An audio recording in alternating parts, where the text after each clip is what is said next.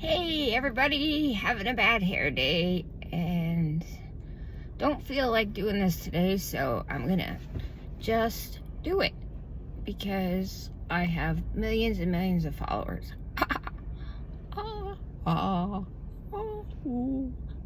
Look at me, everyone, look at me. Look at how one piece of hair is sticking out this way and this one is going down. I think it's kind of cute.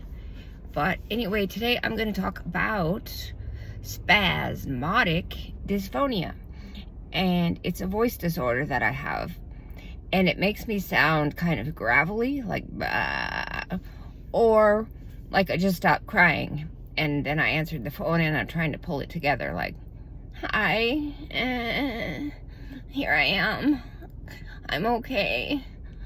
So the bad news is there's no cure for it. The good news is I can get Botox injected into my vocal cords, and that will give me 3 to 6 months of relief. And I'm supposed to do exercises to try and relax the vocal cords and maybe sound a little breathy, and then it doesn't sound quite so bad. The vowels are very hard because they are the ones that the vocal cords love to get all spasmodic on, like you know, the long A sound or different sounds like that. I'm just learning as I go along. Funny thing is, I work in the Department of Speech, Language, Hearing, and Occupational Sciences, and this is how I found out I have spasmodic dysphonia, because I wondered, why does it keep cutting out on me? My voice, that is. Let's start over. Why does my voice keep cutting out in the middle of a conversation? Like, I might be on the phone and then I'm like, blah, blah, blah, blah, blah, blah. And like one word cuts out. So that probably wasn't the best demonstration. Maybe say like, hey, aren't you excited for Christmas? Or that was not good either. I can't like do it on purpose, so obviously you're just gonna have to try to grasp what I'm saying in a very poor way. Anyway, I thought I would bring some awareness to this. Not that it's like a tragic disorder by any means, but it does affect how you speak and how you're heard. And it's starting to bother me because I have a lot to say, but when I try to say it, I sound very, I don't know, dysfunctional, not commanding or smooth the way I want to come across, but rather very, yeah. Who wants to listen to that? I don't even want to listen to that. So why do I have a YouTube channel? Because if no one listens and I still do this, it's a way for me to have some fun.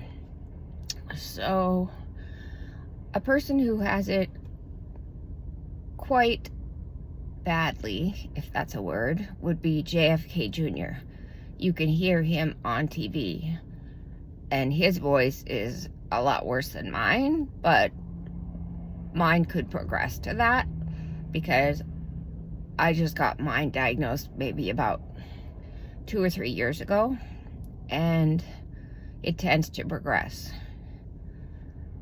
And so I'm debating getting the Botox in my vocal cords, but then I'm like, ouch, that might hurt, and is insurance going to cover it? Because if I have to pay a lot out of pocket, I guess I don't care. I'll just sound like this for the rest of my life, or not talk, which probably won't happen. Sorry for you guys. So anyway, spasmodic dysphonia, when your vocal cords go into spasm and make that sound. So I seem to have all these weird little 1% disorders. Like, I also had an incompetent cervix, which my babies wanted to come out too soon because my cervix was incompetent and did not want to hold them in. So why am I surprised with spasmodic dysphonia? Not surprised. And on the grand scheme of things, it's nothing, really. It's not a big deal. Just kind of like an annoyance, like a runny nose or something like that. Especially when you're talking on the phone and someone thinks you've been crying. You're like, no, I haven't been crying. Let me explain to you what I have. Spasmodic Dysphonia. And they're like, yeah, whatever. You sound like you've been crying. So I might just start going with, yes, I have been, and kind of get the sympathy angle. I'm kind of thinking of leaning that way. So anyway, thanks for listening to my annoying voice, and I hope to hear you comment or tune in or say, WTF, get off the airway, dude. Okay, bye.